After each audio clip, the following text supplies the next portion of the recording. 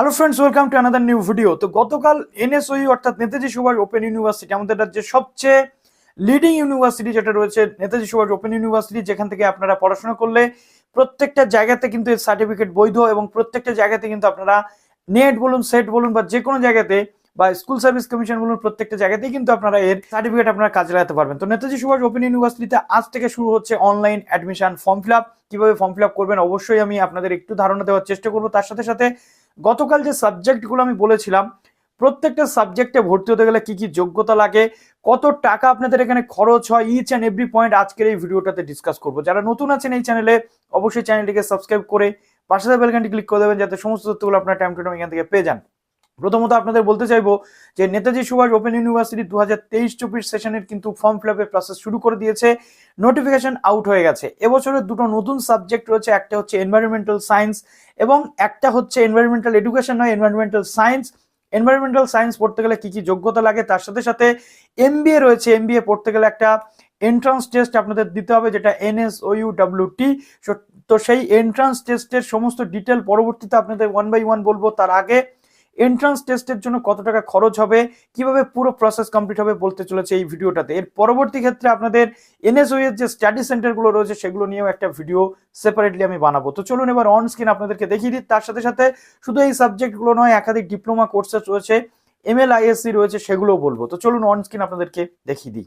তো আমরা চলে এসেছি Netaji Subhas open university official ওয়েবসাইটে। যা দেখিয়ে দিই, অ্যাট ফার্স্ট দেখুন এখানে কি কি সাবজেক্ট রয়েছে।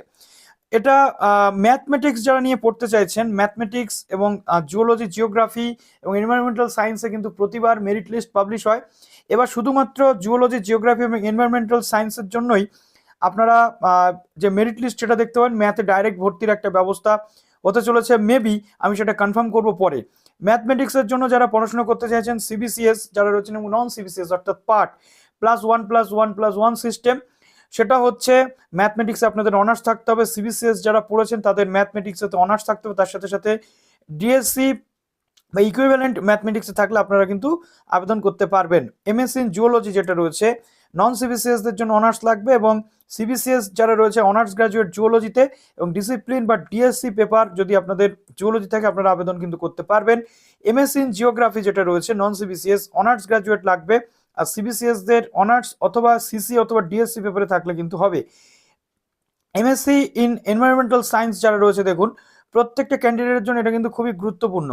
অনার্স গ্রাজুয়েট এনভায়রনমেন্টাল সায়েন্স যদি থাকে আপনি আবেদন করতে পারছেন, অথবা লাইফ সায়েন্স বা বায়োসায়েন্সের যে কোনো ব্রাঞ্চ অর্থাৎ জুওলজি, বটানি, ফিজিওলজি, যে কোনো ব্রাঞ্চ থেকে যদি আপনি আসেন এখানে আপনি পড়াশোনা করতে পারবেন। অনার্স থাকতে হবে, অথবা কেমিস্ট্রি, জিওগ্রাফি অনার্স থাকতে হবে, অথবা জিওলজি বা আর্টস সায়েন্স অথবা ম্যাথ অনার্স থাকলে আপনি কিন্তু এখানে আবেদন যোগ্য বা আপনি এখানে কিন্তু ভর্তি হওয়ার সুযোগ পাবেন।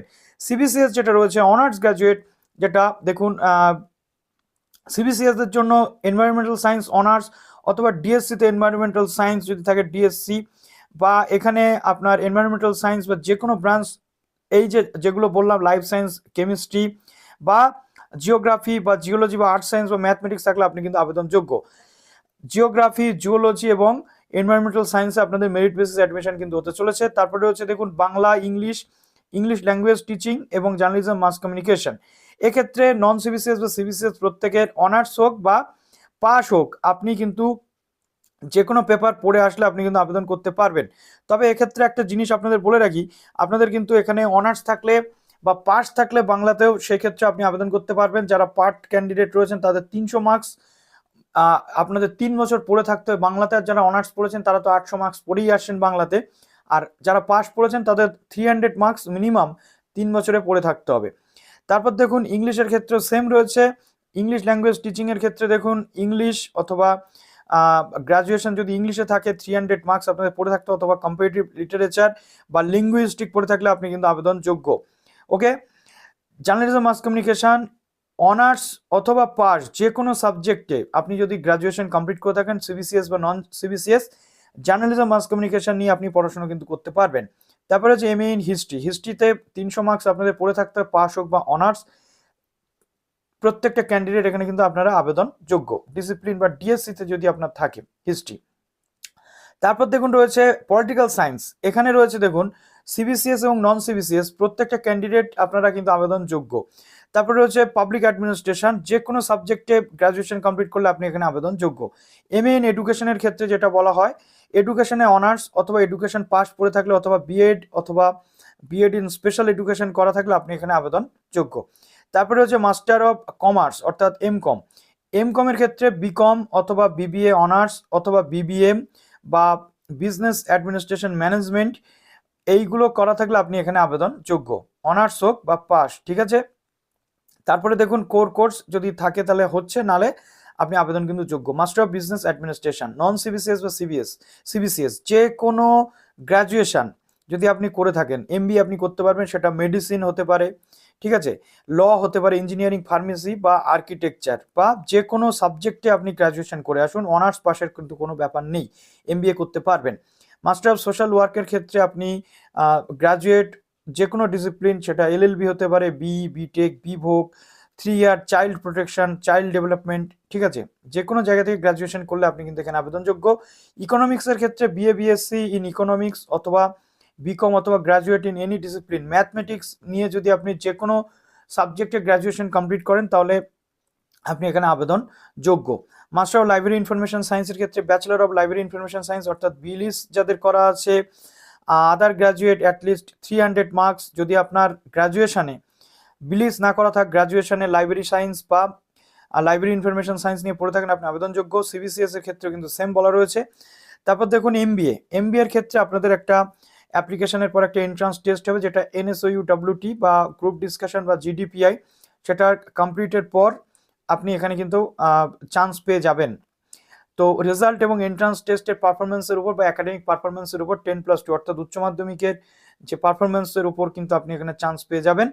তারপরে দেখুন রয়েছে course fees, Bangla, English, English language teaching, history, political science, public administration, education এবং ইকোনমিক্স এবং এমকম এর টোটাল কোর্স যেটা রয়েছে দেখুন 4,275 টাকা প্রথম বছরে দিতে হবে, অর্থাৎ এখানে প্রায় 8,500 টাকা থেকে 9,000 টাকা কিন্তু খরচ হয়ে থাকে। মাস্টার অফ সোশ্যাল ওয়ার্কের ক্ষেত্রে দেখুন ম্যাথমেটিক্স যেটা রয়েছে, এমএসসি ম্যাথমেটিক্স, এই দুটোর ক্ষেত্রে 5,675 প্রথম বছরে দিতে হবে, পরেরটা next year. Master of library information সায়েন্সের ক্ষেত্রে এখানে এককালীন 10,475 টাকা আপনাদের কিন্তু পেমেন্ট করতে হবে। তারপরে রয়েছে দেখুন এমএ ইন জার্নালিজম মাস কমিউনিকেশনের ক্ষেত্রে 13,475 টাকা আপনাদের পেমেন্ট কিন্তু করতে হবে। এবার দেখুন এখানে 475 টাকার ফিসটা কেন সেটা এখানে বলে দেওয়া হয়েছে। এবার আসি এমবিএ এর 1 ভাগ কিন্তু আপনাকে এখানে দিতে হচ্ছে, 1/4 এখানে আপনাকে পেমেন্ট করতে হচ্ছে 25,000 টাকা, অর্থাৎ আপনারা বুঝতেই পারছেন যে টোটাল খরচা তাহলে এখানে কত হতে চলেছে। জি, তারপরে এখানে যেটা রয়েছে জিওগ্রাফি বা এনভায়রনমেন্টাল সায়েন্সের ক্ষেত্রে 2/1 টাকা আপনাদের দিতে হবে, অর্থাৎ এখানে প্রোগ্রাম ফি, টোটাল প্রোগ্রাম ফি 18,000 টাকা এখানে কিন্তু বলা হচ্ছে। 2/1 অফ টোটাল প্রোগ্রাম ফি যেটা 18,000 টাকা, অর্থাৎ 36,000 টাকা এখানে অলমোস্ট আপনাদের কিন্তু খরচা হয়ে থাকে, ঠিক আছে। আর এখানে অলমোস্ট এখানে 4/1 দিতে হচ্ছে, 1/4 দিতে হচ্ছে, মানে ধরে রাখুন 1 লাখ টাকার কাছাকাছি এমবিএ এর কিন্তু চার্জ আপনাদের এখানে রয়েছে। তারপরে এখানে দেখুন মোটামুটি যেটা আমরা দেখতে পাচ্ছি যে কবে থেকে শুরু হচ্ছে, 15 থেকে 10 তারিখ পর্যন্ত চলবে, 10/1, এটা পরবর্তীতে আরও কিন্তু বেড়ে যায়। ডকুমেন্ট আপলোডিং যেটা 15 থেকে 14 তারিখ পর্যন্ত চলবে, প্রথমত একটা অ্যাপ্লিকেশন করতে হবে, তারপর আপনার ডকুমেন্ট আপলোড, ডকুমেন্ট ভেরিফিকেশন হলে আপনার কিন্তু নেক্সট প্রসেস হবে, যদি ডকুমেন্টে কোনো ভুল থাকে আপনারা কিন্তু প্রসেস কমপ্লিট করতে পারবেন না, আবার পুনরায় আপনাদের ডকুমেন্ট কিন্তু আপলোড করতে হবে।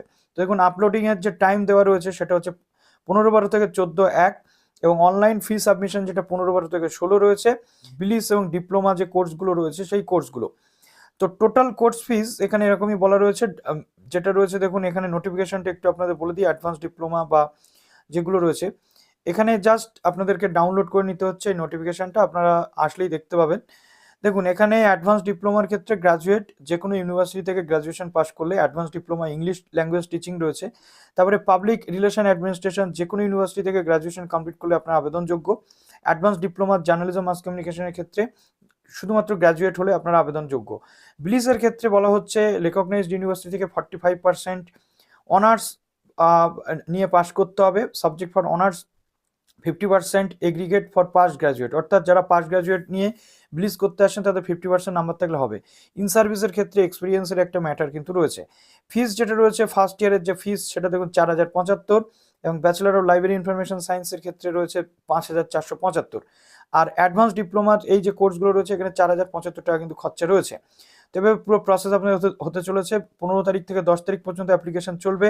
ডকুমেন্ট আপলোডিং চলবে 15 থেকে 14/1 পর্যন্ত, মানে 15-12 ডিসেম্বর থেকে 14/1 অর্থাৎ জানুয়ারি 14, 2024। অনলাইন ফি সাবমিশন 15-12 থেকে 16 তারিখ পর্যন্ত চলবে। অফলাইনে রয়েছে 18-12 থেকে 16/1। এটা আপনারা একটু দেখে নিচ্ছেন, এবং স্টেপ বাই স্টেপ যে ফর্ম ফিল আপ সেই প্রসেস যদি আপনারা দেখতে চান অবশ্যই কমেন্ট সেকশন আপনারা জানাবেন। আমি 1 by 1 আপনাদেরকে নিয়ে আসবো এই টোটাল যে অ্যাপ্লিকেশন প্রসেস